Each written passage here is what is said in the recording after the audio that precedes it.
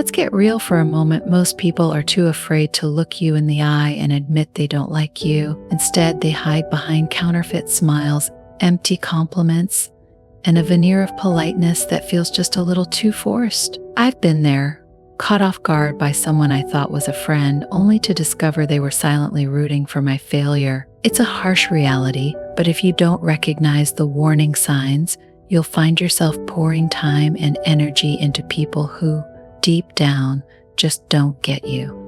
So, let's cut through the noise.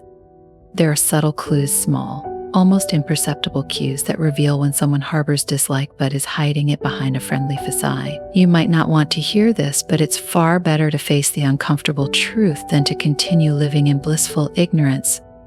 Interpersonal relationships can be a maze, especially when it comes to unraveling others' hidden feelings. The truth is, people rarely come out and say how they really feel. Instead, they choose the safe route: polite words, casual conversations, and a facade. But if you know where to look, there are cracks in that facade. Little gestures, moments of tension, or forced smiles, they all tell a story. As someone who's learned to read these hidden signs, I've pinpointed some subtle behaviors that give away when someone secretly dislikes you. This isn't about fostering paranoia or obsessing over every interaction. It's about sharpening your ability to understand the unspoken language people communicate through their actions. Are you ready to uncover the truth? Let's dive with Change Your Tomorrow in this video. Subtle signs someone dislikes you but is hiding it. Number 1. Avoid eye contact. They say the eyes are the windows to the soul, and sometimes what you see or don't see can speak louder than any words. There's a certain discomfort that comes with locking eyes with someone you don't truly like, and that discomfort has a way of betraying the truth, no matter how hard someone tries to hide it. Renowned psychologist Paul Ekman has spent years studying this, noting how people often struggle to meet another's gaze when they're harboring negative feelings. So, what does it mean when someone avoids your eyes, not just once or twice, but consistently? This isn't about a shy glance or a moment of distraction. It's something deeper. When someone persistently avoids eye contact, they're saying something they can't quite put into words. It's a silent signal, a subtle yet powerful indication of discomfort, mistrust, or maybe even contempt.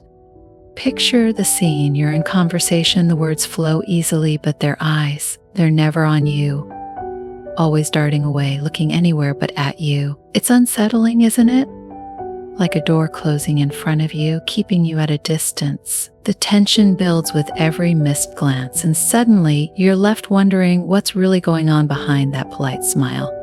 This isn't about paranoia or making false accusations. It's about listening to the unspoken language of human behavior. If someone can't meet your gaze, they might be telling you more than they ever could with words.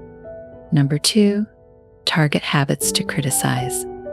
It always starts innocently enough, doesn't it? A joke here, a laugh there, all aimed at your little quirk. I'm just messing with you, they say, grinning as they poke at your flaws, how you talk, the way you dress, that one embarrassing mistake you made last week. At first it feels harmless, like it's all in good fun, but deep down, something nags at you. These jokes aren't quite as playful as they seem. They're like tiny daggers chipping away at your confidence, cutting just deep enough to make you question yourself. I remember being close to someone like that, someone who always had a witty remark aimed straight at my weak spots. At first, I played along, laughing it off, telling myself it was no big deal. But then, I noticed a disturbing pattern. The jokes were never about my strengths. It was always the things that made me insecure, the little imperfections I'd rather forget. And slowly, I began to wonder, was I really this flawed? Was I the problem? Their words began to stick, and before I knew it, I was second-guessing everything. Here's where things get real. People who constantly joke about your flaws aren't doing it out of affection. It's not a playful tease, no matter how they dress it up. It's a calculated game, a subtle power play, to see how far they can push you, how much disrespect you'll tolerate. With every harmless comment, they're testing the waters, seeing if you'll push back or quietly let them belittle you. And the cruel twist? They get away with it because society has trained us to believe that if we can't take a joke, we're the ones with the problem. But here's the truth, you're not the problem. Standing up for yourself isn't overreacting. It's necessary. The moment you allow someone to make you the butt of their jokes, you give them power over you. True friends don't need to put you down to feel better about themselves. They don't highlight your flaws for a cheap laugh. They celebrate your strengths and help you work through your weaknesses with kindness, not cruelty. I've seen it too many times, people letting these jokes slide because it's easier than causing conflict. But here's the danger, each time you brush it off, you let them know it's okay to keep going. The jokes get sharper, the digs deeper, until one day you're left doubting your worth, wondering why you feel so small around them. I had to learn this lesson the hard way. I realized that by laughing along, I was silently agreeing with them. I was complicit in my own disrespect. It wasn't until I finally stood my ground, set clear boundaries, that things began to change. Not just in how they treated me, but in how I saw myself. I stopped letting their words shape my identity and started owning my narrative. So, here's my advice. The next time someone makes a joke at your expense, don't just shrug it off. Pause and ask yourself, is this really funny? Or is there something more beneath the surface? And if that little voice inside you tells you it's not all in good fun, don't hesitate to speak up. Yes, it might make things uncomfortable. It might even end the friendship, but your self-respect is worth far more than someone's misplaced humor. In the end, life's too short to surround yourself with people who can't see your worth. If their idea of friendship is constantly tearing you down, even in jest, it's time to find new friends. The ones who truly care about you will never need to reduce you to a punchline just to lift themselves up. So stand tall, speak up, and never let anyone make you feel small. Number 3, body language is closed off. Albert Mehrabian, the renowned expert on nonverbal communication, famously stated that 93% of communication is nonverbal. It's an unsettling truth. What someone says with their body often speaks louder than words. I learned this the hard way at a social gathering, where I found myself in a conversation that felt polite enough on the surface, but something was off. The person I was speaking with kept their arms crossed tightly, their body angled just slightly away from me, as if there was an invisible wall between us. They smiled, they spoke, but their body language told a different story, one of discomfort, maybe even silent resentment. It wasn't aggressive, not outright dismissive, but that subtle shift in posture felt like a quiet rejection, a warning sign I couldn't ignore. And the longer I stood there, the more I realized that words weren't what mattered in that moment. It was everything unsaid, everything communicated through the way they positioned themselves. Body language has a way of exposing the truth we might not want to admit. When someone constantly closes themselves off, arms folded, their torso turned slightly away, barely moving, you're not just dealing with shyness. You're facing the silent signals of someone who doesn't want to be there, someone who isn't as invested in you as their polite words might suggest. It's a quiet, almost imperceptible shift, but once you notice it, it's impossible to ignore. Their body is saying everything they can't or won't say aloud, and that truth, once revealed, lingers like a cold shadow between you. Number 4, they mock you subtly.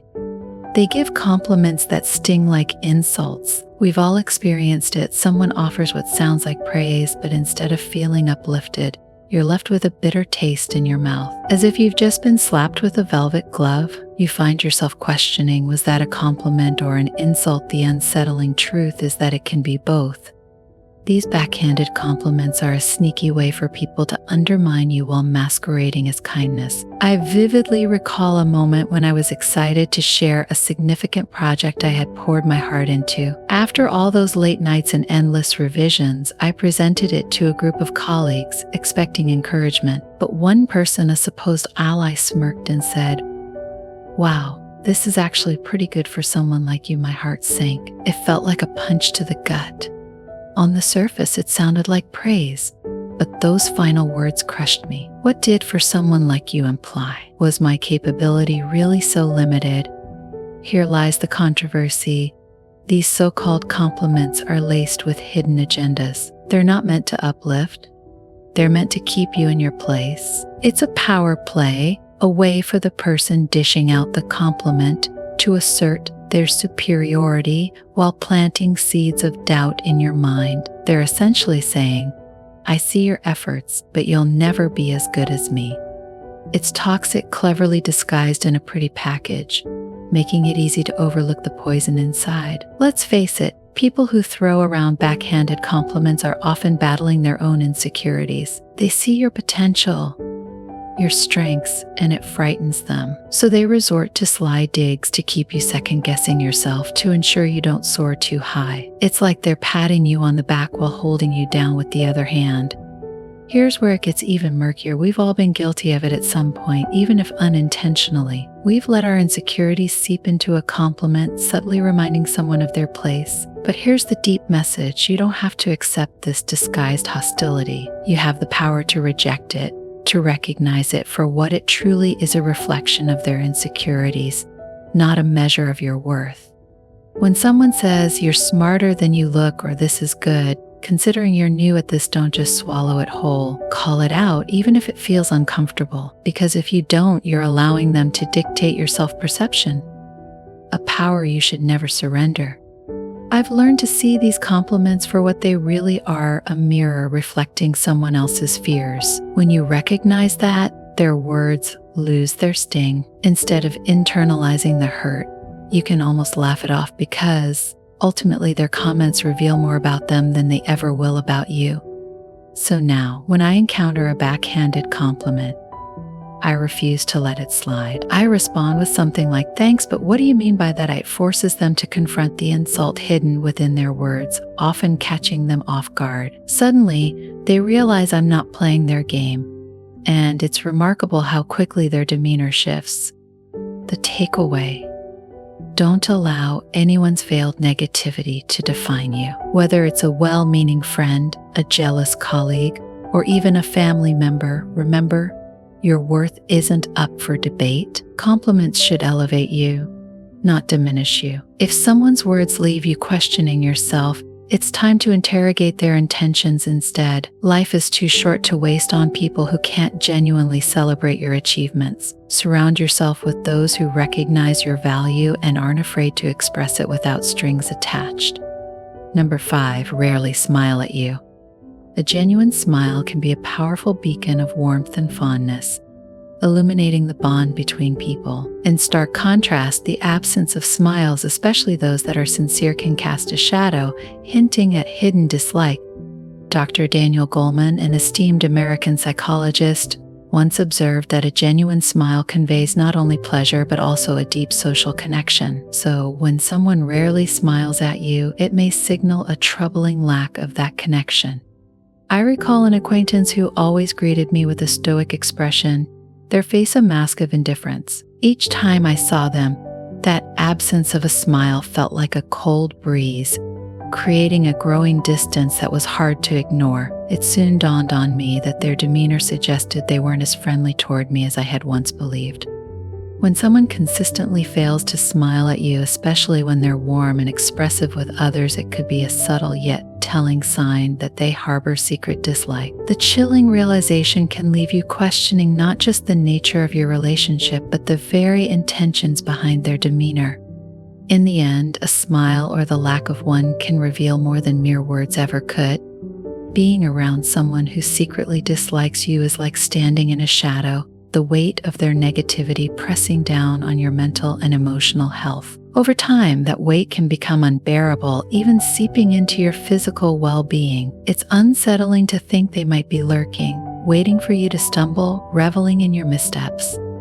Recognizing the signs of such a person is crucial. They might smile while harboring resentment, their laughter ringing hollow. If you suspect they secretly despise you, it's essential to confront the tension. Being transparent about your feelings can offer them a chance to clarify their intentions or even mend the rift. Sometimes a candid conversation can clear the air, revealing hidden complexities that might not be as sinister as they seem. But what if the darkness remains?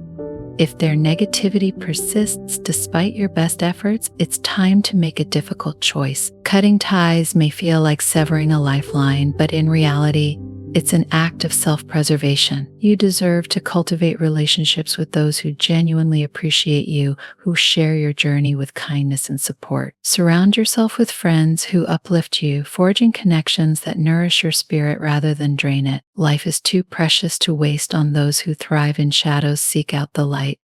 Stay tuned for our next lesson on Change Your Tomorrow. And if you found value in today's story, make sure to subscribe so you don't miss the next step on this journey toward a stronger, more resilient you.